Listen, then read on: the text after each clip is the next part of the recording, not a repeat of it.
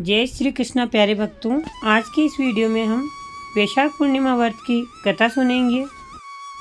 द्वापर युग में एक बार माता यशोदा ने श्री कृष्ण से पूछा, हे श्री कृष्ण, तुम ही इस सृष्टि के उत्पन्न करता, पालन करता और संहार करता हो।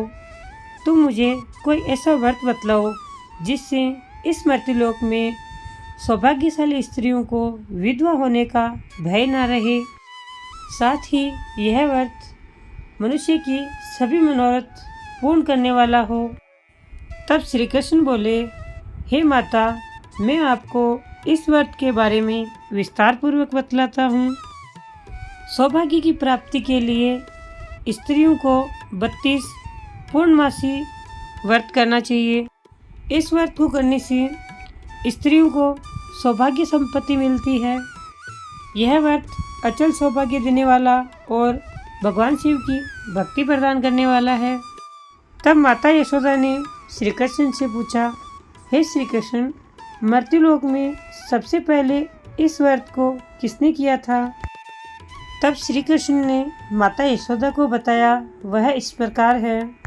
चंद्रहास से पालित अनेक प्रकार के रत्नों से परिपूर्ण कार्तिका नाम की एक नगरी थी। वहाँ पर धनेश्वर नाम का एक ब्राह्मण और उसकी पत्नी रहते थे। उसकी पत्नी अत्यंत सुशील और रूपवती थी।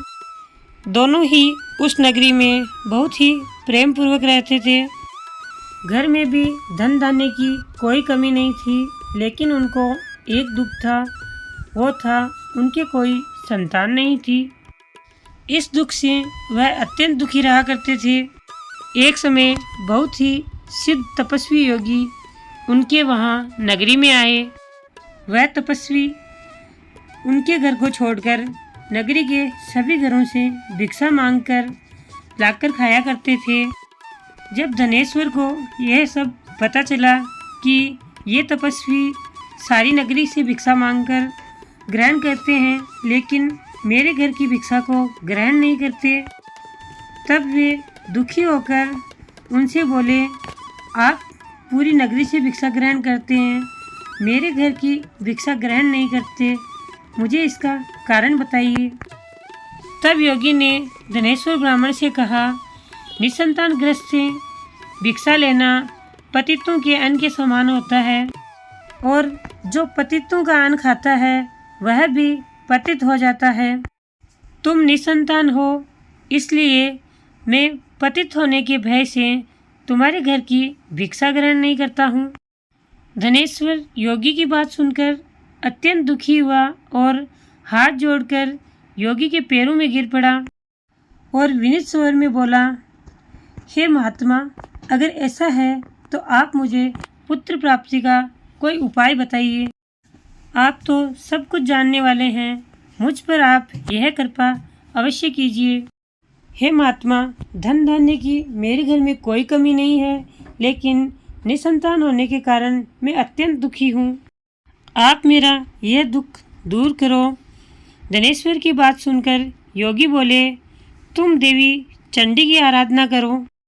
वहाँ से धनेश्वर घर आ गया और अपनी पत्नी को सारा वृत्तांत सुनाया। इसके पश्चात वह तपस्या करने के लिए वन में चला गया। वन में जाकर धनेश्वर ने देवी चंडी की उपासना की और उपवास किया। चंडी देवी ने 16वें दिन उसको स्वप्न में दर्शन दिए और उससे कहा, हे धनेश्वर, तेरे पुत्र होगा, यह मेरा आशीर्वाद है, लेकिन 16 वर्ष की आयु में वह मृत्यु को प्राप्त हो जाएगा। लेकिन इसका एक उपाय है, यदि तुम दोनों पति पत्नी 32 पूर्णमासियों का व्रत करो तो तुम्हारा पुत्र दीर्घायु होगा।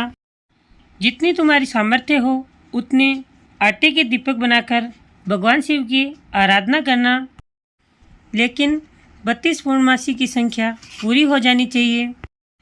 सूर्योदय के पश्चात तुम्हें इस स्थान पर एक आम का वृक्ष दिखाई देगा। तुम उस वृक्ष से एक फल लेना और अपने घर चले जाना और यह सारा वृत्तांत अपनी पत्नी को बोलना। ऋतु स्नान के पश्चात वह नहा धोकर भगवान शंकर का ध्यान करके इस फल को ग्रहण कर लेगी। अगर वह ऐसा करती है तो भगवान शंकर की कृपा से उसे गर्भ ठहर जाएगा। जब धनेश्वर ब्राह्मण प्रातःकाल उठा तो वहाँ पर एक आम का बहुत ही सुंदर वृक्ष था, लेकिन उस पर एक ही आम का फल था। वह आम के पेड़ पर चढ़ा, लेकिन उसे तोड़ने पर असफल रहा। बार बार प्रयास करने के बाद भी वह उस फल को नहीं तोड़ सका। उसे बहुत चिंता हुई। तब उसने विघ्नहर्ता भगवान गणेश का ध्यान किया और उनसे प्रार्थना की, हे भगवान गणेश, रिद्धि सिद्धि के दाता, मेरे इस कार्य को पूर्ण करो और मेरे सारे मनोरथ पूरे करो। भगवान गणेश की कृपा से वह फल उसने आम के पेड़ से तोड़ लिया और अपनी पत्नी को ले जाकर दे दिया। उसकी पत्नी ने उसके बताए अनुसार उस फल को खा लिया। इस प्रकार उसकी पत्नी गर्भवती हो गई। देवी चंडी की असीम अनुकंपा से उन्हें एक अत्यंत सुंदर बालक प्राप्त हुआ, जिसका नाम उन्होंने देवीदास रखा। माता पिता के हर्ष और शोक के साथ वह बालक शुक्ल पक्ष के चंद्रमा की तरह अपने पिता के घर में ही पढ़ने लगा। देवी की कृपा से वह बालक सुंदर, सुशील और विद्या में निपुण हो गया। देवी की आज्ञा के अनुसार उसकी माता ने 32 पूर्णमासी व्रत करना प्रारंभ कर दिया। इस प्रकार समय बीतता गया। 16 वर्ष की आयु में उसके माता पिता को चिंता होने लगी कि कहीं इस वर्ष देवीदास की मृत्यु न हो जाए। उन्हें यह चिंता खाई जा रही थी कि अगर यह दुर्घटना उनके सामने हो गई तो वे इसे कैसे सहन कर पाएंगे। इसलिए उसके माता पिता ने उसके मामा को बुलाया और कहा, हमारी इच्छा है कि हमारा पुत्र और आपका भांजा काशी में जाकर 1 वर्ष तक विद्या अध्ययन करे और उसको आप कभी अकेला मत छोड़ना, इसीलिए उसके साथ आपको जाना होगा।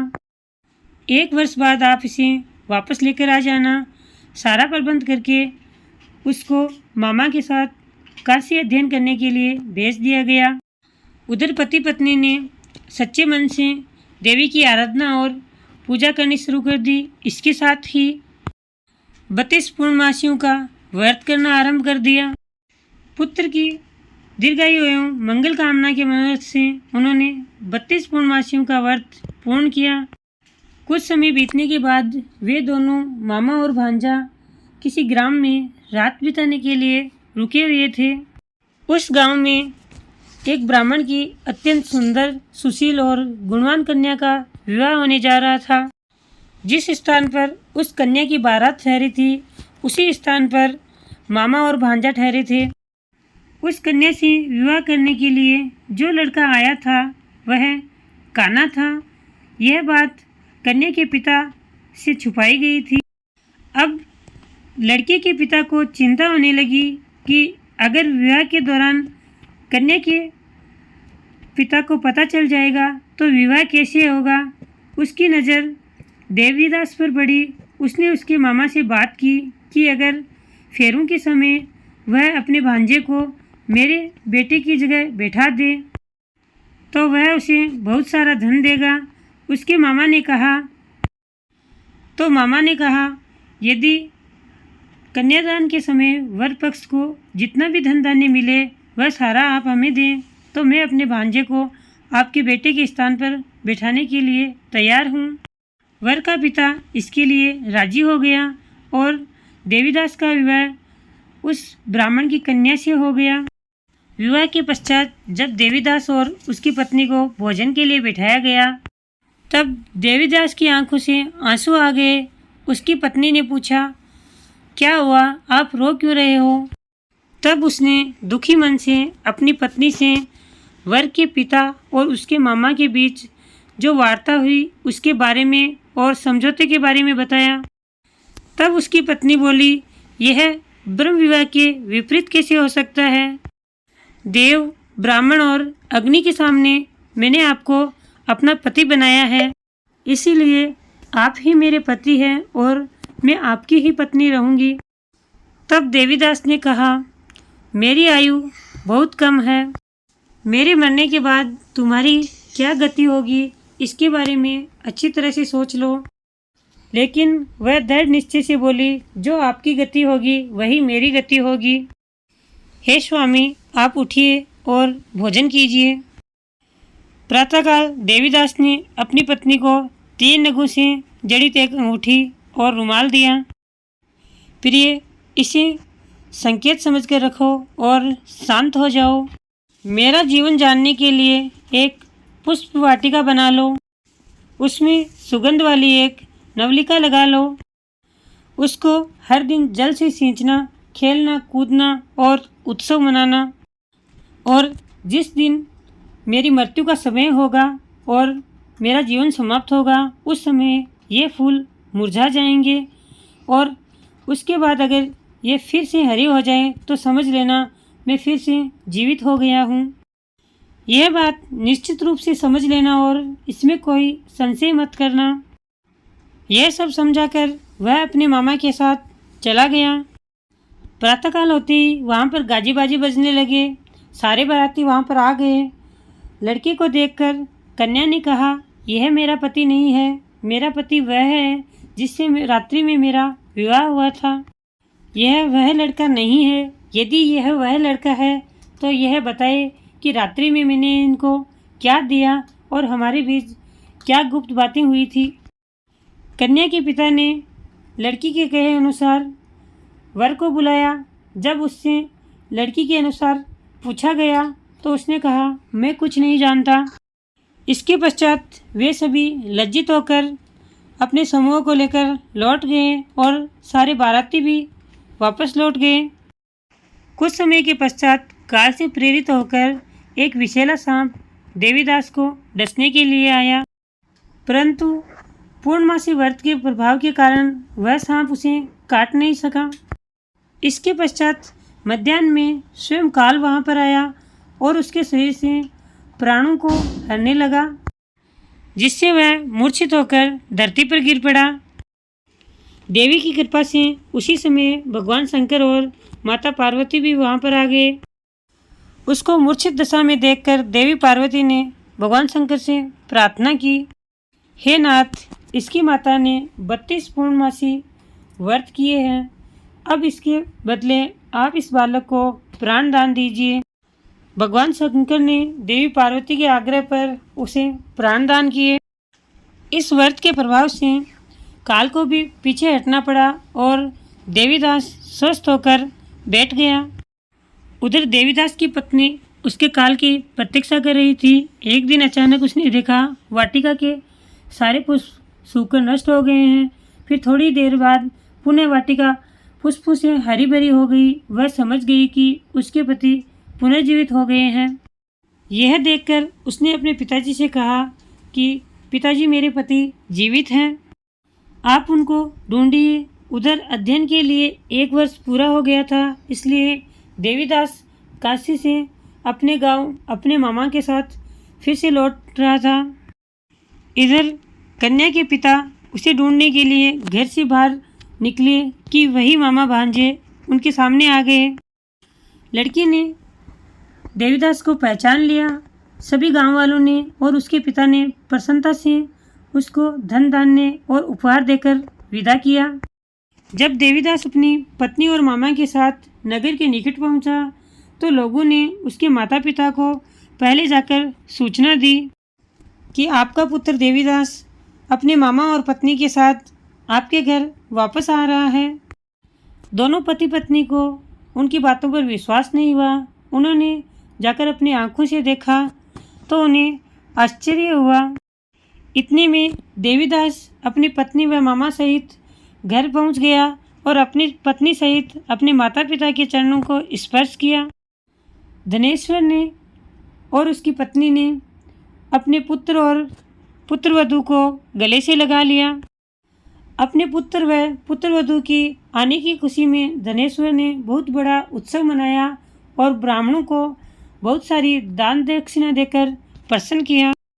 इस प्रकार धनेश्वर ब्राह्मण ने 32 पूर्णवासियों का व्रत करके पुत्र प्राप्त किया और व्रत के प्रभाव से वह पुत्रवान हो गया। जो भी स्त्रियां इस व्रत को करती है वे जन्म जन्मांतर तक वैधव्य को प्राप्त नहीं होती है, इस दुख को नहीं भोगती है। श्री कृष्ण कहते हैं वे स्त्रियां जो इस व्रत को करती है सदैव सौभाग्यशाली रहती है, इसमें कोई संदेह नहीं है। यह मेरा वचन है। यह व्रत पुत्र पौत्र देने वाला और संपूर्ण मनोरथ पूर्ण करने वाला व्रत है। 32 पूर्णमासी व्रत करने वाले व्रती की संपूर्ण मनोकामनाएं भगवान स्वयं पूर्ण करते हैं। बोली सत्यनारायण भगवान की जय। हे प्रभु, कहानी अधूरी हो तो पूरी करना, पूरी हो तो मान रखना।